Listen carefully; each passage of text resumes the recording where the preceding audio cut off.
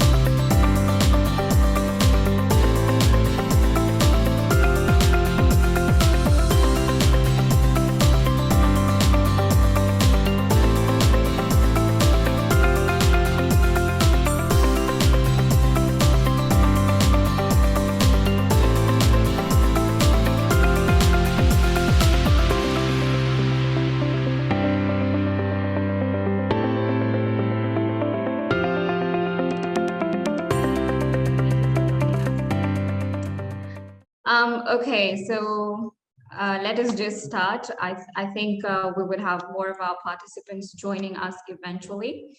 So once again, everyone, please allow me to extend my greeting to you and welcome to today's discussion on attracting and retaining top talents. We are looking at what HR managers look out for while recruiting. We're excited to have you here with us, and as introduced earlier, I am Jessyca and shall be your moderator for this webinar, organized by the Women in Finance and Investment Network, WIFIN for short, along with our partners, the Chartered Global Investment Analyst, the CGI Institute, the Institute of Certified Chartered Economists, ICCE, Westline Co., FI Sense, and the Economy 360, along with Expand Human Resources. Now, before we begin our conversation on talent recruitment, please allow me to give you a brief breakdown of today's session. We are going to first start with me giving you an introduction, more like a presentation on Women in Finance and Investment Network, especially for those who are new to WIFIN. I shall then introduce to you your facilitator for this webinar. The facilitator will take over the discussion of the topic of today. And prior to ending the webinar, we will have a Q&A session. So kindly allow me to share my, my screen with you. Yeah, thank you. Thank you for saying hello on our chat box. So please allow me to share my screen. Okay.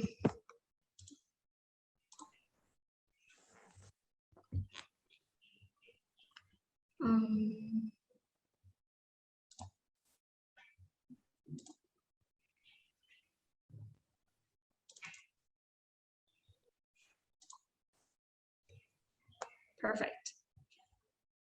So As you can see on your screen, in our brief on WIFIN, Women in Finance and Investment Network, we shall cover what WIFIN is all about, the membership benefit.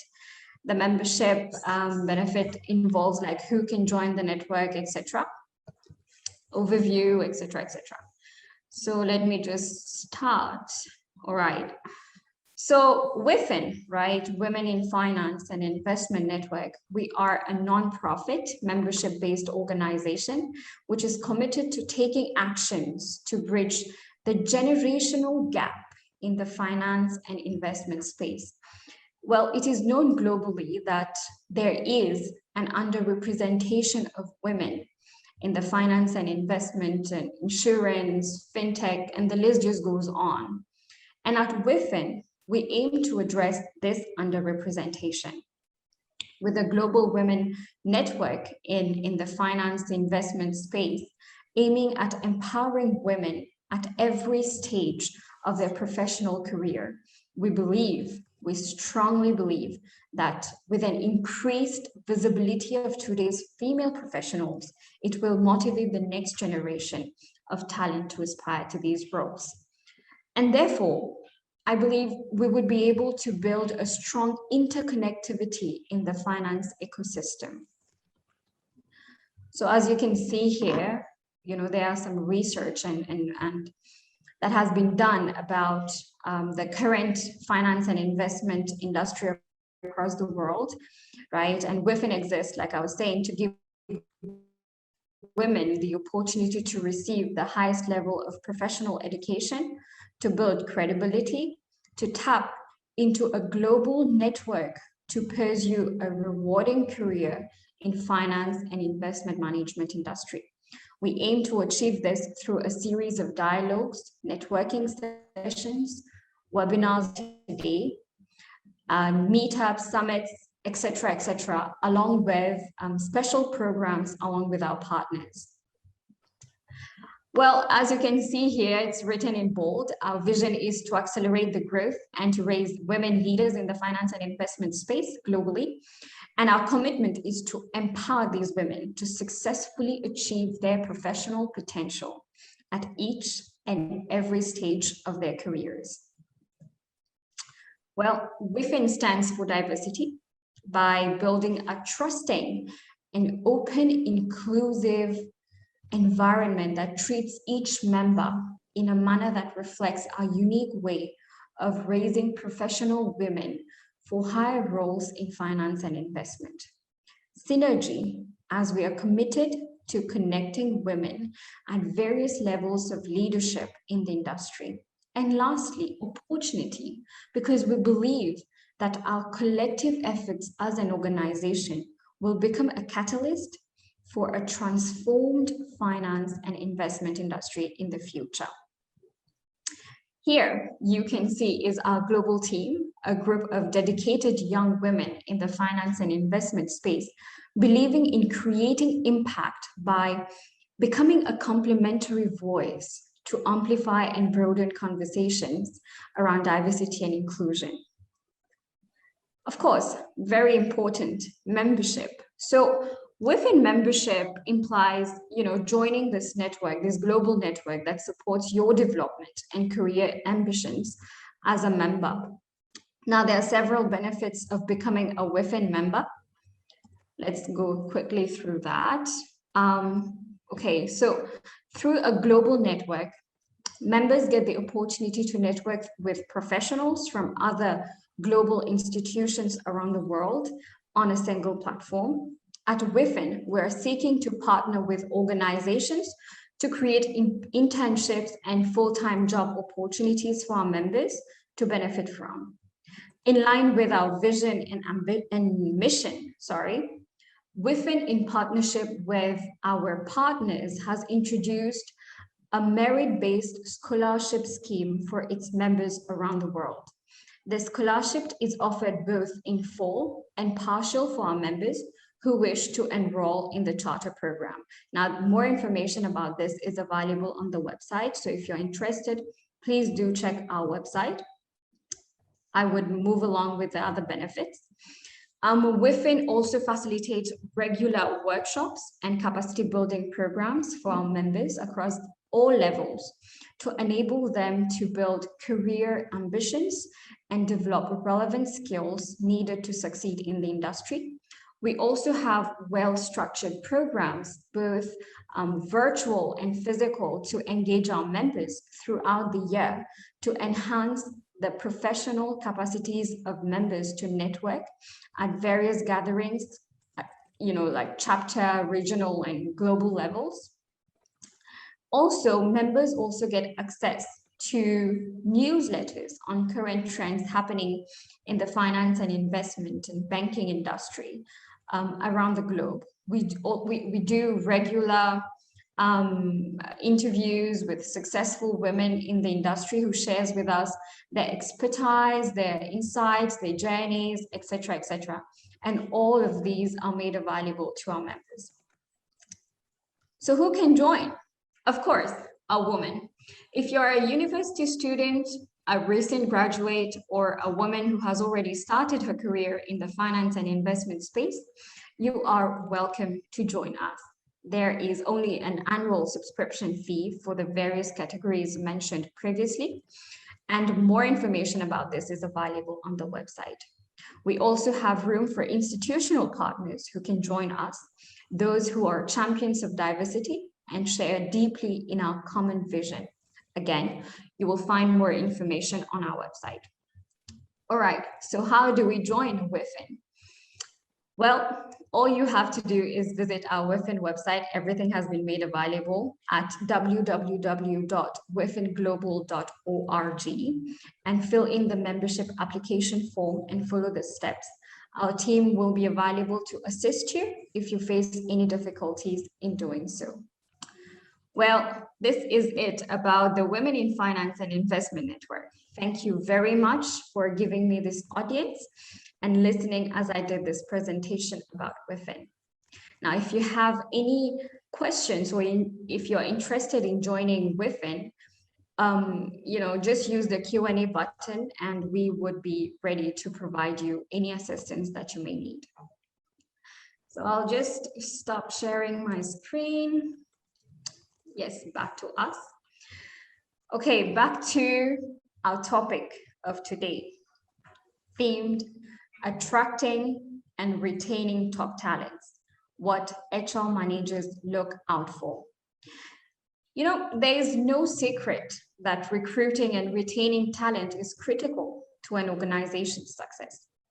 After all, an organization is only as strong as the collective talent of the people who work there, and a key part of that is recruiting and retaining great people, which would provide, all necessary needful stuffs to grow in a business. And in this webinar, we will explore how HR managers are recruiting and retaining these top talents. And today, we have amongst us our distinguished speaker, Jessyca Joyekurun, founder and managing director at Expand Human Resource Limited. Jessyca, welcome. Thanks for having me. Okay, I'm just going to give a brief about Jessyca before we start. Jessyca is an Obama and Mandela Washington Fellow, a Yale Business and Entrepreneurship Executive Course graduate, and an experienced HR and employment law professional. She has a solid demonstrated history of working in the human resources and employment law industry in Mauritius and on the African continent, mainly Mauritius, East Africa, and Madagascar for the past 12 years and 9 years as an entrepreneur. She is skilled in employee mediation, HR strategy, HR audit, HR consulting, and employee relations. And she is known in the industry for her strong entrepreneurial skills and employment law specialist while being an HR savvy. Jessyca, warm welcome to you, and thank you very much for the opportunity of hosting you on WIFIN's platform. Thank you. Thank you to all the attendees for taking the time to hear me speak. Thank you for Within to give me the opportunity on this platform, this global platform, I have to say, to share a bit of my experience. Today, I'm going to share both my experience as an HR professional and myself as a candidate when I was applying for jobs back then. And I'm not going to center what I'm going to say on Mauritius only, since I've worked in other countries, so that you can relate to the difficulties, to the challenges, and to the realities of the recruitment assignments overall. And afterwards, I'm going to allow all the candidates to ask any questions. Meanwhile, if you have any comments, you can pop in the chat box. Definitely. So before Jessyca takes over, I would just like to address this to the audience. We will have a Q&A session after Jessyca is done with the presentation. So if you have any questions, any queries while you follow the presentation, please do just jot them down or just drop it in the Q&A session, and we will answer them in the Q&A session. So Jessyca, the floor is all yours. You may take over. Thank you so much. I just wanted to add that, as you can see, I'm by the beach in Mauritius. No, actually, it's winter here. It's winter time here. It's really cold. So thanks again for taking the time to join and to hear me out. I'm going to share my screen for the PowerPoint that I've prepared for today.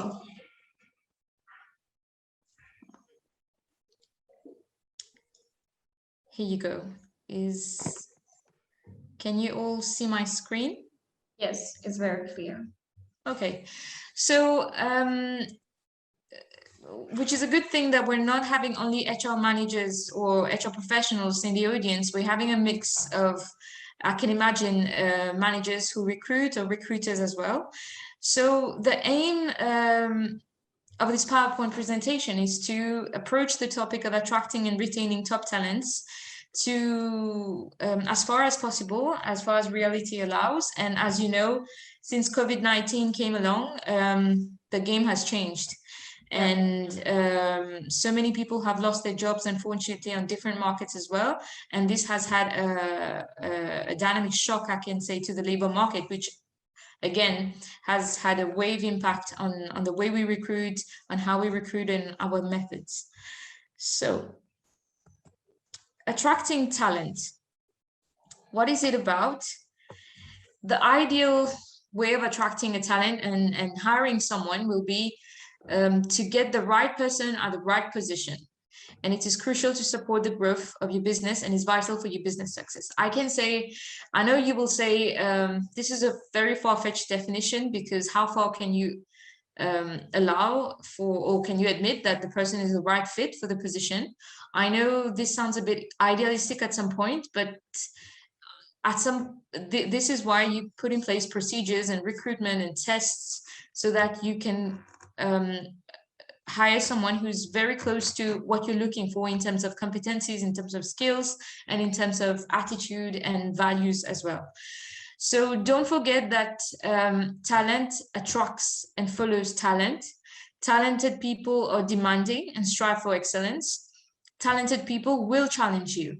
And especially since last year, I've had a feel when I'm recruiting, and especially when it comes to companies that approach me for recruitment purposes, that they have an impression that because so many people lost their jobs because of COVID, that there are so many people in the job market. But I tell them, don't forget that the talented ones will find jobs very easily, and you can't necessarily bargain with them. And actually, it's not, they don't necessarily look at the salaries to be attracted. So that's why you have to pull in, I'll speak about that a bit later, a real employee value proposition to attract talent. Afterwards, we will speak about how to retain talent once you've attracted it. What is very important that I realized that from my experience, so out of recruitment assignments, some companies come to me, they just know they need to recruit people. They don't have a clue of recruiting people to do what exactly, how many people.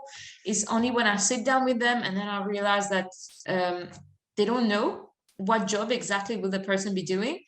how many people they need to recruit, and at some point, some don't even have the budget to recruit so-and-so skills. So that's why I say, before even approaching someone, even if advertising a position, it's super important to do what we call in HR jargon, a job analysis. What is it? It's simply a process of identifying and determining in detail particular job duties and requirements and the relevance of the duties for a given job.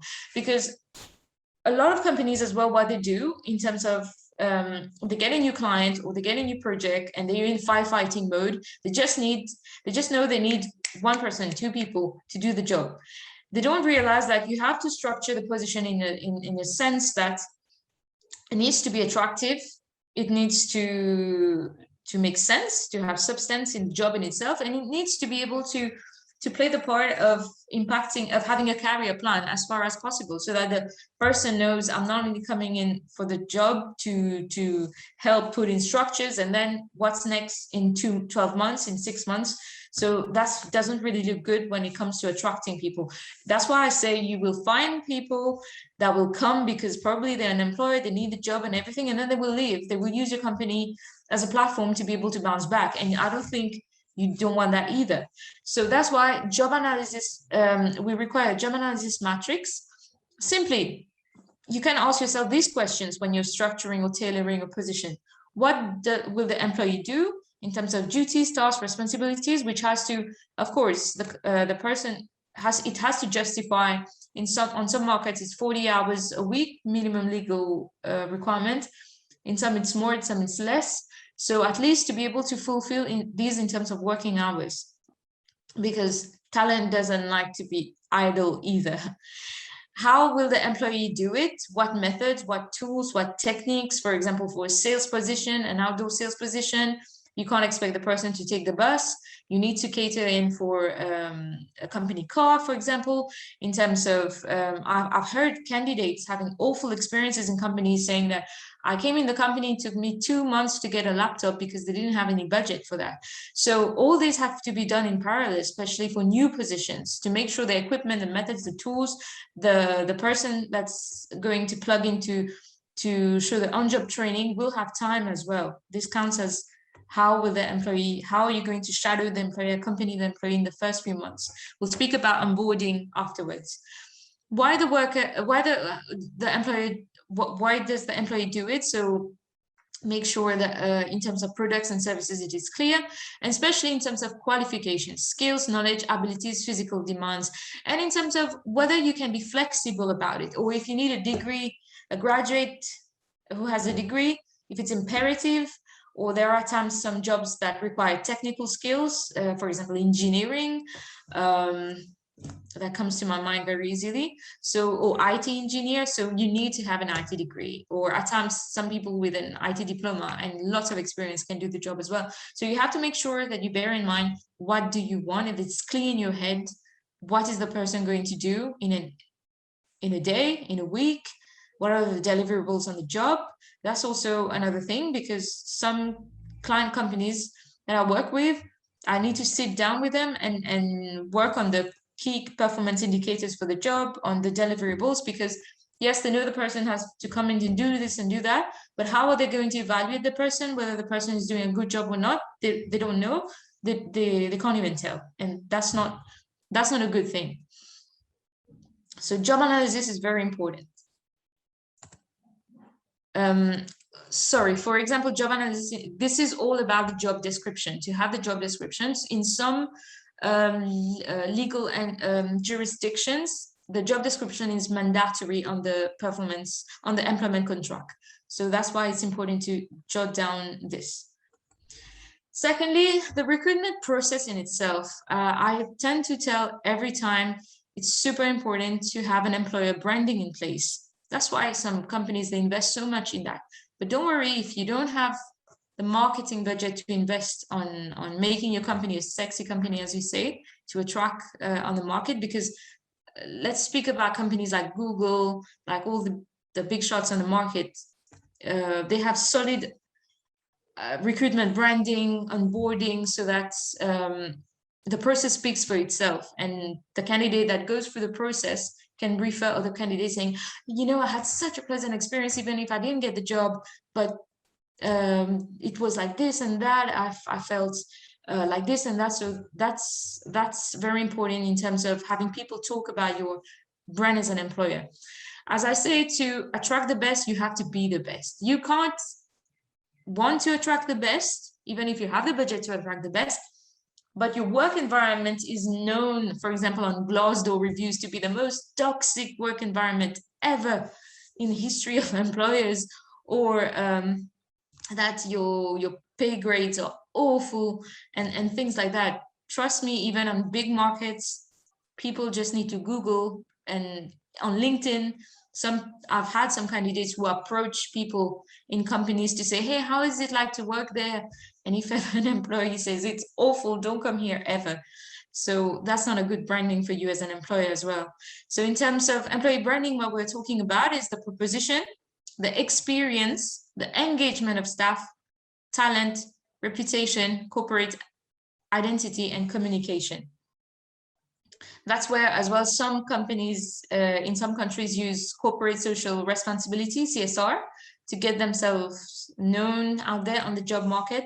That's why some go to job fairs, some use social media platform as well to get their brand known out there.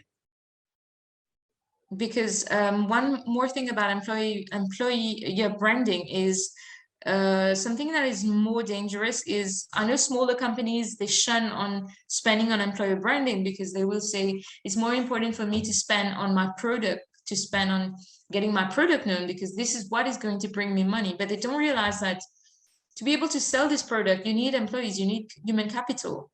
And this is why, for example, someone who's working in a big company, I will tell the candidates, don't judge a book by its cover. It doesn't mean that when it's a big company that it's necessarily the best employer. You can have small and medium enterprises that offer a better employee experience. But again, if, for example, someone is already working in a medium-sized company and wants to go to work for a startup, but has never heard of the startup or isn't even excited about the proposal, the idea, what the startup is doing in terms of its activities, then it will become a problem to attract the best of the best in terms of talent. Let's move on to the next slide.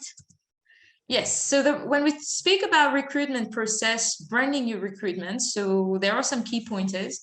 Make sure your recruitment and interviewing is the most memorable experience, because I have so many candidates that I interview that comment on my posts on LinkedIn that reveal to me that some recruitment, some interviews that they've been through, some have been traumatized. Some have had awful experiences, and just even if you will offer that employee, that candidate, a super package in terms, even more in terms of what they're earning, they will decline because of the gut feeling that they've had in that interview. And especially in terms of the hiring manager that they're going to work with, they already see what kind of person, what kind of vibe the person is having, so things like that. So make sure that, of course, we can't fake it. It has to be an authentic experience as well. So make sure the interviewing, the recruitment process is the most memorable one. Treat the candidate as they have never been treated before. Previously, I can't stress this enough. Respect is the key word here. You can't treat a candidate because they're asking for a job, even if they are unemployed, as if like they're low-grade citizens that really need you and your company. You have to respect everyone, their experience, what they've been through, and what they can bring on the table, and don't dismiss their experiences, because I know some hiring managers that I've seen how they conduct the interviews. They will be on the defensive. They will try to dispute or challenge. I'm not saying that challenging in terms of questions, structured question is wrong. No, definitely you can have that, but you don't make the candidate feel as if you're invalidating their experience, their work experience. Give full preview of upcoming experience. Of course, if some candidates ask a lot of questions so that they know where they're heading to, but some are more shy, they won't ask necessarily. So that's why it's very important to explain the process how it's going to go about. As from here, you came for the first interview, what's next, and the time frame as to when they expect to close the position. Because, for example, I know some candidates, they went for an interview, they never got any offers or any rejection, and the employer comes back after 6 months to say, finally, we're coming up with a job offer. Are you still interested? Again, this doesn't give a good image on the employer, when especially it's not structured in terms of the recruitment process. Utilize your best fully engaged employees. I can't stress this enough again. Please use your ambassadors of the company, because if you will use the most disengaged employee to do an interview for you, it will naturally speak by itself that they won't necessarily project the best things to say about the company. Not necessarily that they're going to betray you or say things behind your back or anything like that, but you can tell a motivated employee from a disengaged one. So please use your best resources. Employer branding reflected on social media and employer reviews platforms. Yes, because Generation Z and multi-millennial generations now, whatever they do when they see a job posting, first thing, social media, Google, LinkedIn, even Facebook, some have Facebook pages, so see what they're posting, etc. So in terms of, I know some companies, they post about the activities that they do, their products, yes, but how is it like to be an employee in that organization? And they post a lot of things like that, and this is what attracts and reinforces your recruitment brand. And I've mentioned Glassdoor. I know you can't control Glassdoor, you can't do anything about it, but at least someone who's going to check Glassdoor, they will see, oh, there has been 10 over 10 bad reviews versus out of 10, 8 good reviews, 2 bad reviews, and which is more reasonable, because again, you can't satisfy everyone, you can't have 100% happy employees, but at least it's not like 100% or more than 50% dissatisfied employees on that.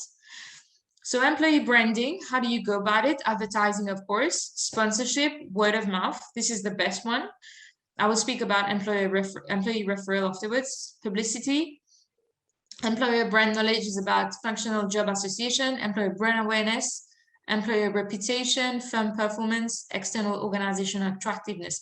The firm performance is very important as well, because I've had candidates, especially in finance position, in sales position, that after they do the first interviews, or even before the first interview, when I call them, what they do, the first thing is the financial statements for most of companies are online or public. So they check the sales figure, they check the profitability, because it's not just about having the employer brand.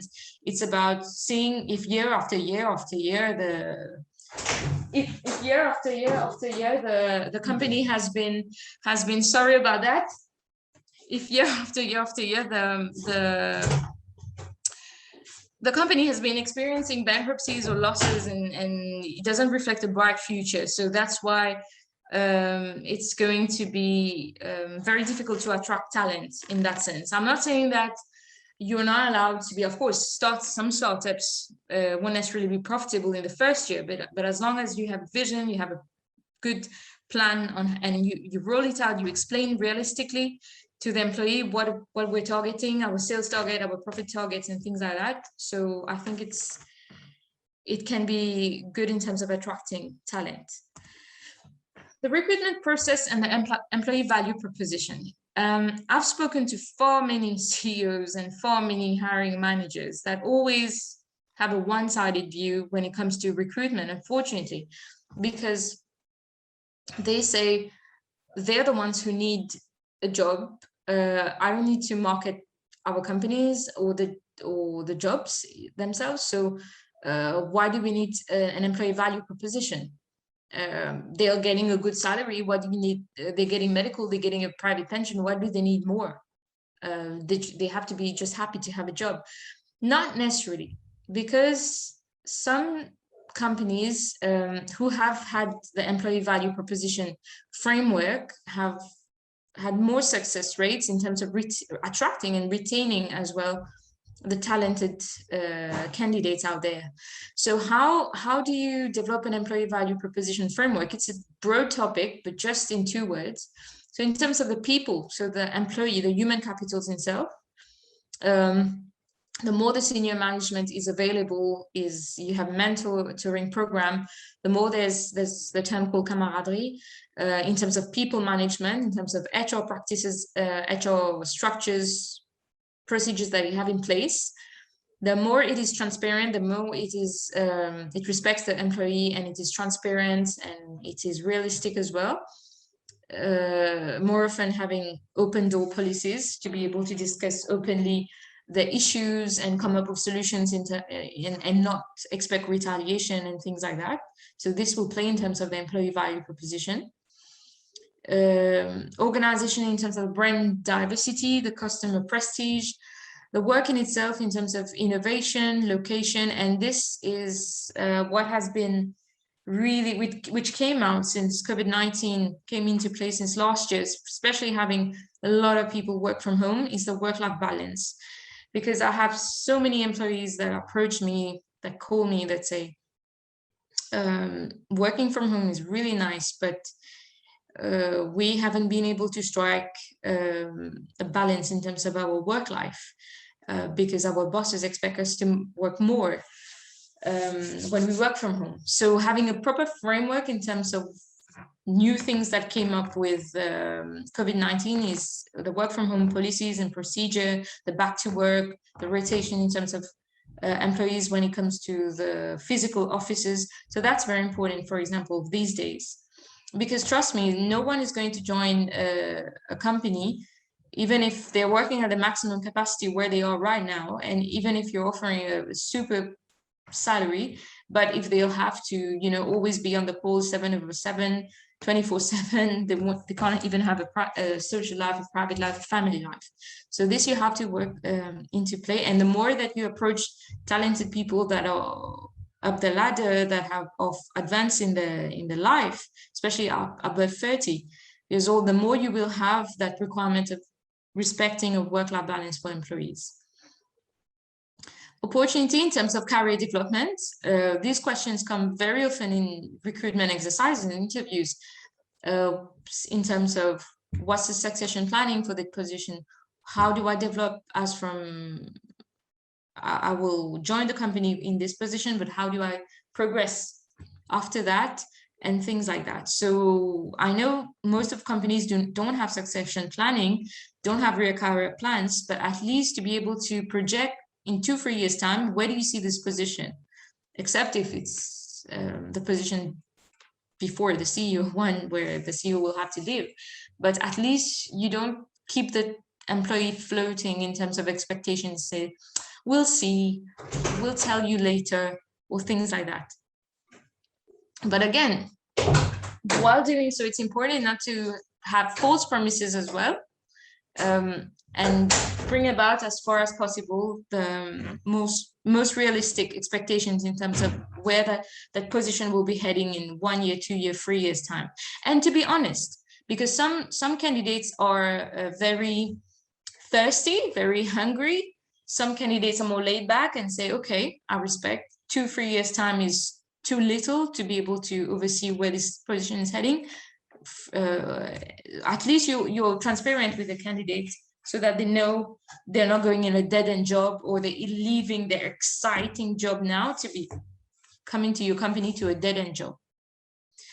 Reward, of course, compensation, retirement, health, that depends on the person and their experience and whatever they're currently earning, because the more they're young, the more they value more compensation over retirement and health. But the more they approach the 30s, then retirement and health come into play. So you have to know your audience to be able to structure a value proposition. Recruitment procedure, yes, this is super important. Even if it's not a structured one, super defined one, at least you have something in place. You know, as soon as I advertise the position, what comes next, what first interview, shortlisting, reference check, morality check, second interview, testing, at least it follows something, and at least you have a timeline. By 1 month, 2 months, we will be able, 3 months, 4 months, we'll be able to complete that. I've even worked in jobs where they were super strict, where you have KPIs, strict KPIs in terms of 90 days to close the position and things like that. And as HR professionals, you have to be able to say to your reporting line that, for example, if they need someone like now, or if they need someone in 1 week, 2 weeks, you need to be able to voice out that, you know, it's a process and it's not possible, and how many weeks you're expecting to close the position. Because the more skilled, the more structured the position is, it might take a longer time to be able to fill in. So a recruitment process in general, it starts with the sourcing, at least getting aligned, everybody, all the hiring panel are aligned on the position, the skills, the job description, the budget, and everything. Then normally the HR department of the recruitment department publishes in whatever sources they have, the internet, social media, job boards, newspapers, depending on the budget. Filtering, normally there are two ways of doing it. Normally the HR participates in the first rounds only, or some companies like doing 1 round with the HR and hiring managers, but it takes longer to get everybody's schedule on board. So that's why normally the HR does the first screening first, and the second screening afterwards. Some hiring managers do it directly. Some companies have they reverse it. Some companies have the hiring manager do the first screening, and then the HR intervenes at last to be able to do the behavioral check, all the compliance checks, the interviews, and the final recruitment decision. Sourcing of candidates, some common practices. So this was the Recruitment Trends globally in 2019. So there's recruitment marketing, social media recruitment, automation tools, candidate relationship management, employer branding, inbound recruitment. So automation tools is, there are some people who apply on the websites of the companies. So there's already a pre-screening done on these websites. The bigger the companies, the more they have solid websites, which can have a back office for that. Candidate relationship management, at times it's candidates who have applied and the companies already have the database. So they park these candidates in a pool of candidates so that they know they can approach them when the time comes for these kind of positions. Employer branding, we touched that. Inbound recruitment, it's when people apply. Recruitment marketing, again, it can be through job fairs, like you're advertising, you're going out there to the job market to advertise the position. There's also walking interviews that are done. Social media recruitment, posting on all social media platforms and things like that. And that's about it for the sourcing of the candidates. There are some atypical sourcing that some can do, but these are the general ones and that generate the most success rates. I cannot lay emphasis on this enough, is when you're doing your recruitment process, you need to know your candidate pool. Why do I say this? Because like you see in this, we have multiple generations at work and they all require different things. We can't generalize for everybody, but in general, that's the study that's been made. So as you can see, the Gen X, the millennial and the Gen 2020 require different things, aspire for different things. So why not tailor-made positions? Of course, in some jurisdictions, you can't advertise while mentioning the age or the gender and things like that. But at least, you know, if you're tapping into people coming freshly out of university or having 10 years of experience or 15 or 20, or if you're looking to join the senior leadership team, you really will know around in what generation mix these people will be. So this can be a pointer in terms of what they look for when they are applying for positions. I mentioned the job referral. This has worked so much, and that's why companies still do it. So if you're an employee in the company, you refer an employee to apply, of course, and then you'll be paid call it a reward or a commission once the employee is hired after the probation period. In general, it's after the probation period, not when the person joins. Why? Because your employees, I always say, your employees are your best ambassadors. They are free. They will have the word of mouth out there, and it's for free. I mean, because you're not,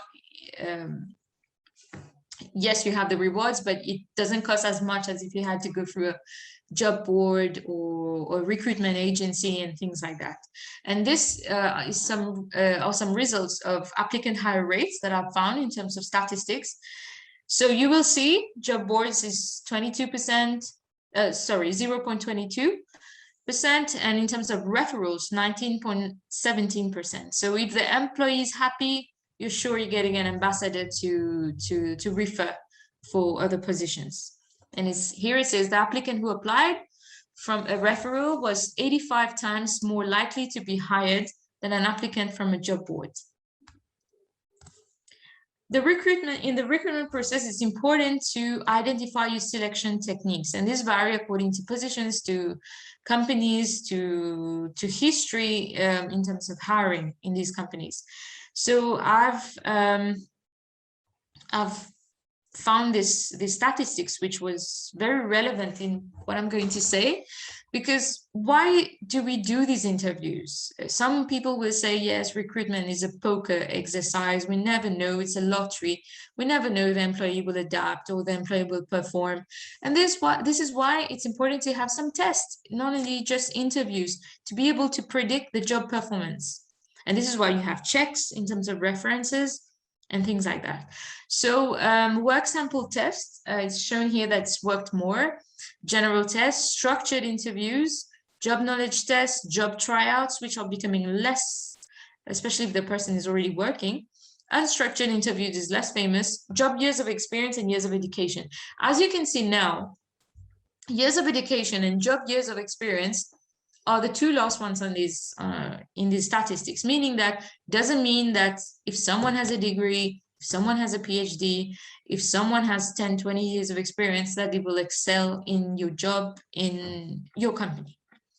So that's why it's important, and that's why some people add psychometric to it. So that's why it's very important to be able to have your selection techniques refined. Invest in interviewer training. I have been horrified to participate in interview panels where people ask the most inappropriate questions, some illegal question even, because in some jurisdictions, some questions are illegal. I'm going to give some examples. Wrong questions. Some have preconceived ideas and conceptions. Some illegal questions will be that I've heard from my experience. So for the interview of a young lady. So you just got married. Are you looking to have a baby soon, a family soon? So meaning that you will take months for maternity and I don't know, until your baby is stable, you'll probably be not fully focused on the job. No, this is a big no. You can't ask these questions. Or how old are you? You can't even ask. You have the age on some mention the age on the CV anyway. Or can you work after office hours? Do you agree in not getting paid to work after office hours? So these are the illegal questions. The wrong questions will be in terms of if the person is already earning, let's say 40K, and you say, we don't have that budget. Will you agree to work for 20K plus benefits? So at times, this is why it's super important to invest in interviewer training.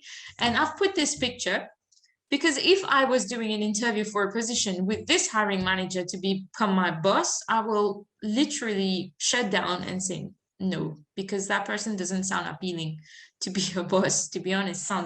Looks very strict and very stern. So that's why I always say put your best employees to represent you, because your employees who go in interviews represent the image of the company. Preconceived ideas and conceptions. This, I don't know why. I have that especially with the Gen X when they participate on panels, meaning that someone who came from, so that interview was in Mauritius. So I had a candidate that graduated in the UK, worked a bit in the UK, 2-3 years, and then came to Mauritius. It was for an accounting position. And the interviewer said, no, that person has been formatted according to a different country. I don't want the person here because he's going to impose his rules and his way of doing things. And then I looked at the person. I was like, where does this come from? How do you predict this? How do you have a crystal ball to know this? So there are some pretty wrong ideas about this. So there are some companies that do interviewer training. You can outsource it, or you can have your HR do it, in terms of especially what your employment law. First thing is what employment law allows you to ask. And for example, in Mauritius, since 2013, equal opportunity existed in the employment law, but they earmarked it as a separate law. So now you can't even advertise, which was allowed before. You can't even advertise the gender, the age group that you're requiring. All these are illegal. You can't even ask questions about pregnancies, if the person is single, and things like that. You can't ask that. The person can actually sue you in court. I think it's fair enough. So don't forget, I always tell companies, especially when they have values defined, when you're hiring, make sure, especially if you're hiring for managerial roles with a team that's already existing, try to make sure that your values alignment is more important than the experience of the person. Yes, the experience to supervise the work is there, but what if that person is a toxic person? What if that person wants to shake the whole thing in a wrong way?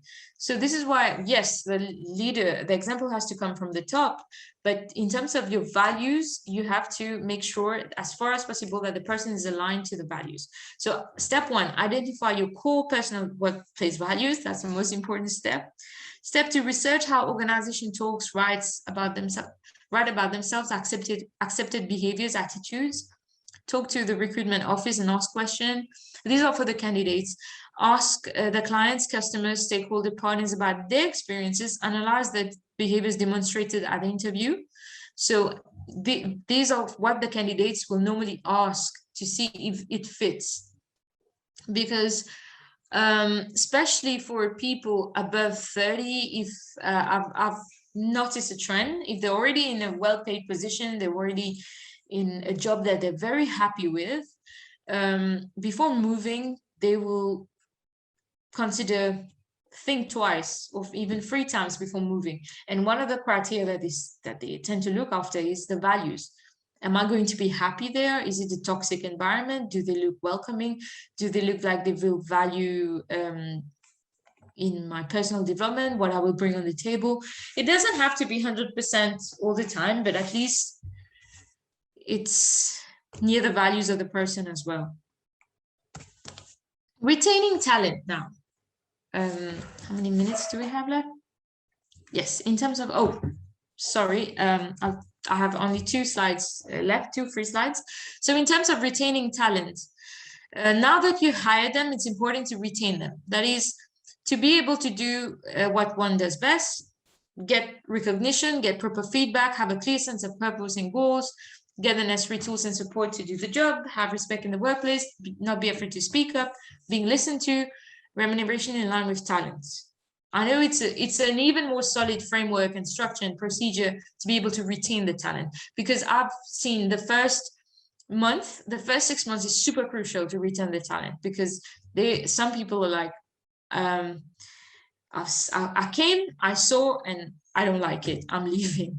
So, and this is where it's important to have indicators in terms of retention, in terms of turnover and exit interviews, to be able to identify why are these people leaving and work back on these issues.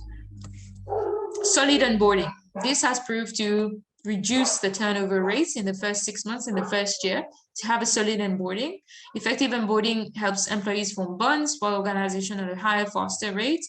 Commitment to the organization. It doesn't have to be like Google's onboarding process, or some companies I know in England, they have like residential weekends and things like that. It doesn't have to be this expensive. It can just be a simple presentation a day, touring the company, getting introduced, getting connected to a buddy, to a mentor, and things like that. It can be a mix of all of it is. So commitment to the organization, connectedness at work, culture integration. The culture integration is so important.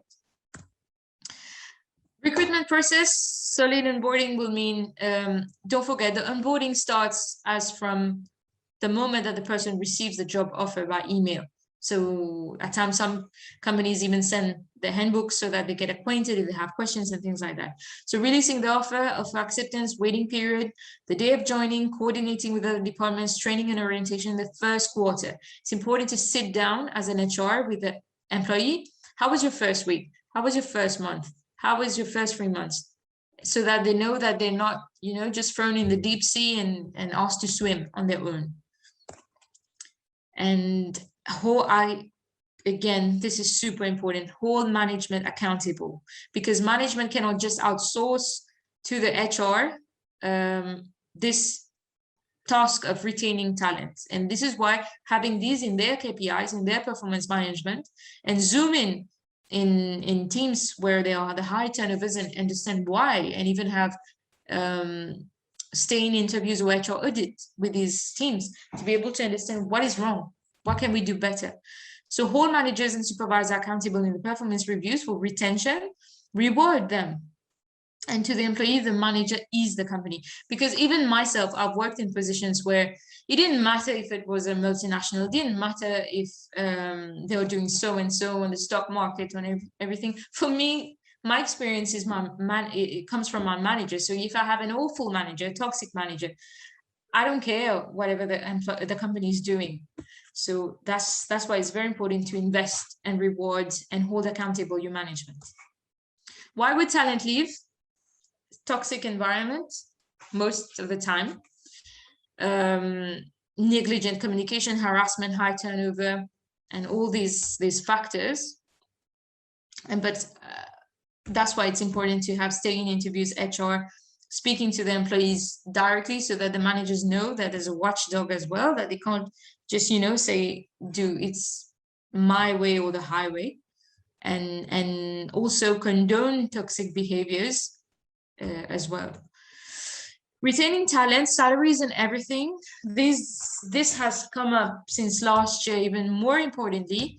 Even some companies now, like this company in the USA is having, it's from the US Chamber of Commerce Foundation. They're having in place now, it's not only health and safety in terms of physical first aid kit, if you get injured at work, now they have mental health first aid at work, where they prioritize mental health. They have wellness weeks, psychologists coming internally, and things like that. That's it. I'm sorry I went overboard in terms of my time allowed. Oh no, it's all right. So let us just stop sharing the slide and return to the normal screen. Okay. So Jessyca, thank you very much. It's been an insightful discussion. I believe, the HR do play one of the key roles in every businesses, and I'm pretty sure amongst us, we do have a lot of, HR managers, offices, etc. Talent acquisition specialists who has joined us. So I do hope that today's webinar has been helpful to you and to your companies. And wonderful. We are getting some good reviews from our people. Thank you. Thank you so much. Thank you. It didn't cover everything because it's such a broad topic. So True. I tried to cover the maximum. Yeah, and sometimes, people have to work through it country specific as well. But we do have a lot of people joining us from everywhere. Thank you, Priyamvada. Thank you, Pushita. Thank you, Andrew. Indeed, it's been an insightful presentation. So without much delay, I think we should now open the floor to the audience for any questions regarding the topic. If you do have any question, let us just know through the Q&A button, the Q&A chat box, and we would take questions from there and answer as many as we can. Thank you, Peter. Thank you. Oh, thank you. Okay, we have a question, Jessyca. It's coming from an anonymous attendee asking us, what is the best way to attract talent within Africa? What is the best way to attract talent within Africa? The interesting thing is when I worked in Tanzania, for example, or I recruited in Rwanda, Kenya, and even Madagascar, I was pleasantly surprised to see how many people have so much skills. And the labor market was, for me, coming from Mauritius, which is a tiny dot in the Indian Ocean, it was massive. And in terms of the unemployment rates as well, so meaning the supply of skilled labor was enormous. So that's why you have more of a choice in terms of candidates available in the market. And that's why your recruitment process needs to be defined so that you make sure you hire, in French we say la crème de la crème, so the best ones, but not only in terms of hiring, but in terms of allowing them to deliver, monitoring them, but also having a strong onboarding. So it will basically, to recruit in Africa, it will be the same process, the same procedures, but for me, the best part is that the labor markets are so huge that you get more skilled and you can, as an HR manager, you can have a bigger pool of talented candidates, but just to make sure that it will be roughly the same procedures. Okay. Nancy, thank you for your comment. Thank you. I'm glad you enjoyed our presentation. Well, I have a question. Myself, with Women in Finance and Investment Network, one of the key things we're trying to do within the finance industry is to, engage in conversations around diversity and inclusion. Now, my question to you is, irrespective of the finance and investment sector, right? In every sector that we have, I would ask you, while recruiting top talents, how do you as HR managers promote diversity at the workplace? First of all, by making sure that your management team is diversified. Because I've seen myself on senior leadership teams as the only woman, and the rest in the board meeting were men, and where you will. And I will get comments in terms of when we're discussing recruitment, like, I don't want a woman. No, she will be like this. She can't work these hours. She won't do this. And not necessarily, because as you know, academically, women have fared better. And in terms of performance as well, at times they do as much as men do. So I'll say example comes from the top. You need to diversify your leadership team, your management team.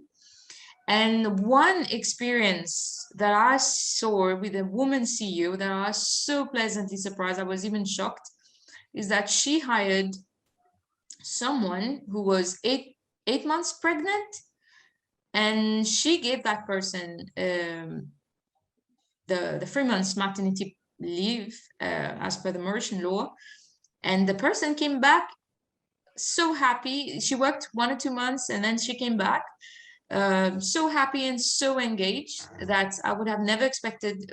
If it was I'm sorry to say to all these men in the audience, but if I had worked with a men CEO, I'm not sure that same person would have been hired. But so that doesn't mean that when you're pregnant you're handicapped. If you see what I mean. This is a clear example of yes, engaging in the diversity conversation, but also taking part in the inclusion, because diversity, yes, we talk about it, but inclusion is highly important. And I believe recruiting a pregnant woman, yes, you're getting part of including the diverse. Okay, we have a question from Anil. In Mauritius, we are having a lot of difficulty to attract new talent in the agricultural sector. True. So how do you think we could attract people to work in this sector? Further, how to retain those who are good? Yeah. It's a long debate for Mauritius because just to sum up, historically, especially during the last 20 years, the government has pushed to have one graduate per family. So that's why people have tend to shun unskilled jobs, agricultural jobs, which I think it's a big shame because these jobs are well paid now than corporate jobs, I have to say. So in terms of getting young people more involved in the agricultural sector, I will say to work in the branding of the position itself, to organize. If you work, there are two things. If you're a corporate that has agricultural jobs, to organize, you know, when candidates, you have like open days and things like that to show them, what it's like, to make them sit down with people who work in that field. And again, use your employees as your ambassadors. And also, again, depending on who you want to attract, depending on your budget, to make it a reasonable employee value proposition as well, because you have to remove, there's a work to be done on national level, I agree, but you have to remove that stigma that someone who works in agriculture, you know, is unskilled. Not necessarily.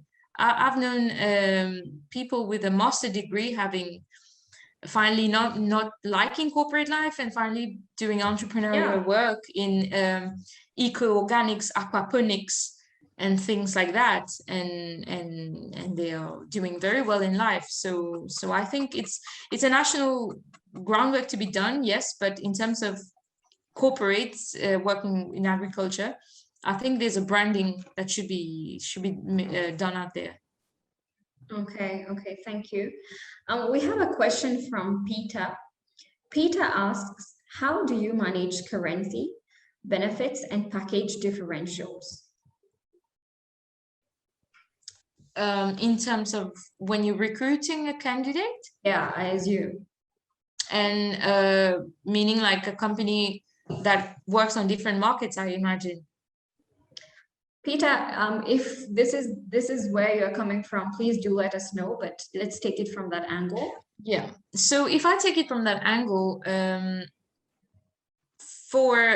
get a feel of what the market is paying, I will strongly suggest that a company every 2-3 years or even 5 years work with either they do their own internal pay comparison on a salary survey on the market, or they can outsource it depending on the budget. But it's very important. I work in the labor market, so I have a feel, I know, etc. But to have a more formal survey and recommendations per position, per field, at least you know if what you're offering is down the line or is up from what the market is offering and things like that.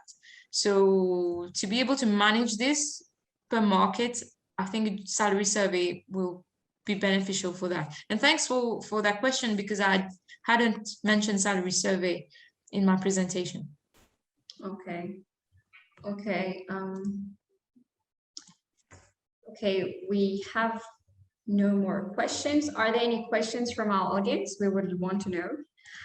We give like 2 minutes. If you have any further questions, please drop them in the Q&A so we can answer them. What is, there's one from Ishita. What is your opinion on the way the Public Service Commission recruits in Mauritius? Because it's like one size fits all. Okay. Thank you for the question, Ishita. I'm smiling because I don't want to speak against the government at the moment. But the PSC, I know it's centralized recruitment for the government. And unfortunately, I know, even though I was pleasantly surprised to learn that the government has departments of HR, several brands of HR managers, HR professionals. I never knew that existed. But again, it's they're trying to have the processes refined. That's what I know. But it's a long battle, to be honest, because like in other African countries, I can imagine there can be some level of interference or things like that, and it's not always meritocracy that's going to come forward. But for sure, there need to be more meritocracy, more structured interviews, more transparent recruitment as well. And this is why we have the Equal Opportunity Commission. I've known some organizations in the government that where some employees have taken them to court because from what the Equal Opportunity says, because some recruitments that haven't been justified and things like that. At least there's a watchdog these days compared to 10, 20 years before. That's all I can say with regards to the PSC. I'm sorry. All right, that's all right. Okay. Peter says, the culture orientation from country to country differs. What is HR doing to help top talent hired, settled in terms of festivity, religion, and even dressing? That's a good question. That's a really good question, because where I was working before, which is I was leading a team that was spread out in 5 African countries. And it's true that it's a challenge, and we were working on exactly in the onboarding to have a section of culture orientation, especially to have a local person to be able to sit down, even take the person for lunch, like plug the person with a buddy system, to be able to, especially when there are expats coming from other countries and getting the jobs and settling in, to be able to have someone show the person around. It's not just in terms of work, but in terms of explaining how the culture is about, the language, and how the workplace go about. And so that the culture shock is not too much, because it's true that if you're coming from Kenya and going to Nigeria, or if you're coming from Europe, on the African continent, it can be quite a culture shock. Even someone coming from the continent to Mauritius, for example. So that's why it's important to have the culture orientation, so that they can mix. Because I had a client in Tanzania as well, and in my HR audit across 3 cities, that's what came about, saying that expats mingle only with expats and locals only with locals. I won't mention even color. So that's why, and at times the expats who were in the top management, they weren't even aware that this was going on. So this is why you have mixes on Fridays, and more to the socials as well, if you have the budget, can help to break the ice and to build friendships outside the office as well. But that's not the priority, at least to be civil and have a buddy system in place, so that the person, doesn't feel left alone, especially if the person is a single person and has just arrived in the country and is left on his own after working hours. So yes, cultural orientation is very important. In terms of dressing and things like that, I would recommend having an employee handbook and in place, and this will be taken care of in the onboarding, so that the person know what's different and things like that.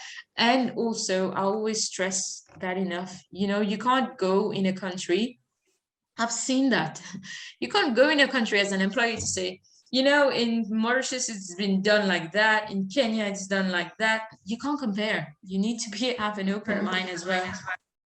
True.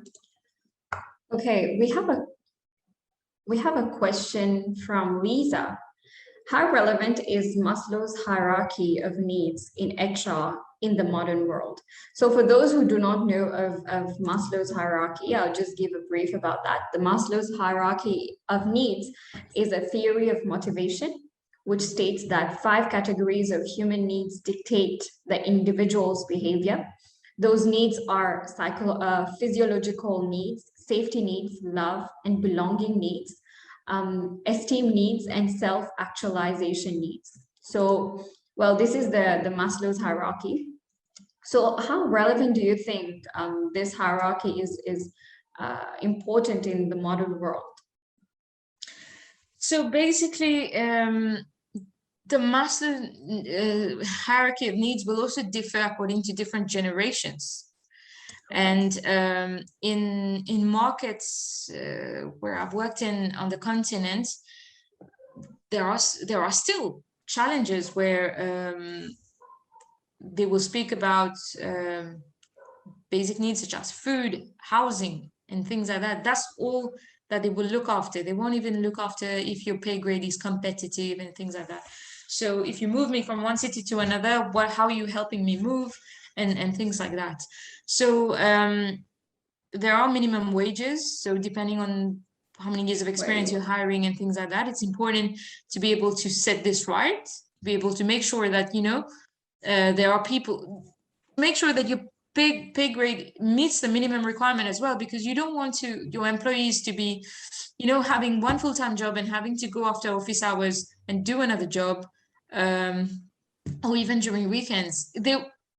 I know some positions will say you're not allowed to, but trust me, they will do it. They won't tell you, because if they don't have food on the table, they won't have food on the table. Right. They won't need your permission to go and get a second job. But then the danger in that is that they will get the effects of burnout. They won't deliver during working hours. So that's why it's super important to have your salary survey. Make sure that, because the salary survey captures the inflation rate element as well. So make sure that what you're paying, even if it's well above minimum wage, that at least the person is having a decent standard of living out of the position. Because imagine someone coming to work and then having to leave. And I've seen that in the USA. You know, when I was in the US, I was shocked because we went to volunteer in a soup kitchen where they offer free food. And I saw people coming in with suits and briefcases. And I'm like, who are they? What are they doing here? They're like, Jessyca, this is a category of employees in the USA we call the struggling working class. They have full-time jobs, but they still can't afford food and basic living in the USA. We're talking about Africa, I'm speaking about USA. So yes, so imagine this category of employee when they come to work, half of their mind will be focused on the family, on surviving. They'll be on survival mode. So yeah, so that's in terms of meeting the Maslow. Okay. Okay, I have a question for you, and I think I will take it from the angle of being someone, let's say a recent graduate or someone unemployed at the moment, right? My question is, as at now, right, with a global setup, how will I be more employable in the future? What is it that the HR or companies would look right now in any candidate, you know, to employ them? Speaking from my experience, what I've seen in the 12 years, it's still the same. You will hire someone with no experience. You can't compare experience because the person doesn't have experience. So what you compare then, it's attitude. If the person has a winning attitude, positive attitude, you know, and has a positive vibe, but also from the CV to see if that person during university time, did that person sit around and just play games, PlayStation all day long during the vacation or their idle time, or did that person get into traineeships or volunteering or whatever, did something out of their spare time? How did that person, even I've seen CVs where people are from 16 years old, they have been able to get in traineeships, to be able to tailor-made their CV to get the working experience. And that's important, and that's to see that's a go-getter, that's a person with a winning attitude and things like that. And especially with the young people, some have it, but some I even have parents apply for their sons or daughters, and I feel it's shocking because you need to be out there, you need to go on LinkedIn, contact people, be proactive. Don't just wait at home and think that some job will come knocking at your door. You need to make sure that you're driving you first to get out there, and especially also when you don't have experience, don't be too demanding on the salaries, because this is a real poker game. Then it will be a real lottery, because if they pay you more, or if they pay you a huge salary, they're not sure they will get return on investment, because you have no experience, you have nothing on your CV to prove that you can do the job and things like that. So that's why I always say, for the first 3 years, I know there's the minimum wage and things like that, but don't be too demanding. The experience is more important and will talk by itself afterwards. True. Speaking of CV, Jessyca, you as an HR expert, when you recruit, and you receive CVs, various type of CVs in front of you on your table, does CV talk about the person you're about to recruit? It has to be brief. It has to be maximum 2-3 pages, because above that, we switch off. Because imagine, we have to do, for one position, we have to screen from 100 to 1,000 CVs at one go, and we're under pressure. We don't have only this to do. I'm talking realistically in the recruitment world, except if you're hiring from a recruitment agency, but from an HR perspective, employed within a company, it goes very quick. Meets the basic requirements in terms of the job description. You won't know about the salary until you at least phone interview the person, but at least it has to show what your strengths and what you did, the basic skills you acquired, and the basic job duties that you've achieved.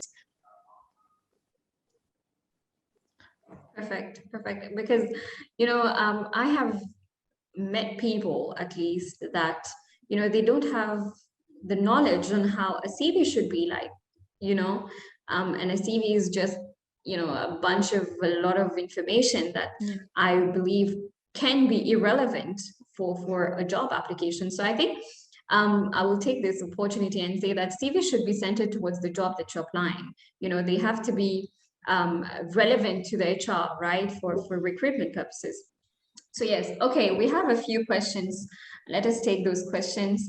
Okay, there is a question that says, the organization that I work with does not have a succession plan, and this demotivates most of us. How to address this issue? So let's take it from an HR point of view. Yeah. Succession plan is basically more of when someone's already has been in the position for years and is about to retire, and then they need to be able to plug somebody to that person, so that there's they transfer the knowledge and experience and skill set. So this is where it's very difficult for companies in general to have this succession planning, because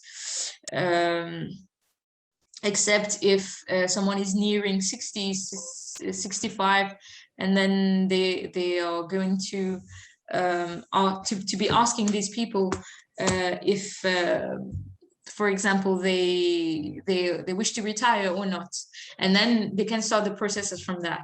But if someone is 40 or 50, succession planning is a really long shot. That's why career planning is more important.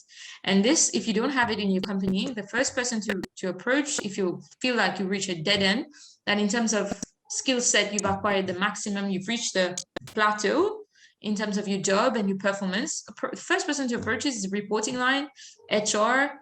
If you have an open door policy, when they do, if they do interviews, or if you have an open door policy, why not the top person, if the person is available to speak or willing to speak, and especially to showcase what you can do more, because probably at the end they think, we're not going to bother this person, or the person who's doing their job and can't be bothered to do more.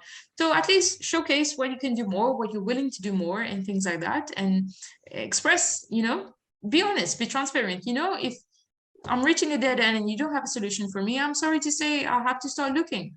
And then you can make your informed decision. At least you asked, you've seen what's next for you, and if there's nothing next, then you know what to do. You need to start looking elsewhere, unfortunately.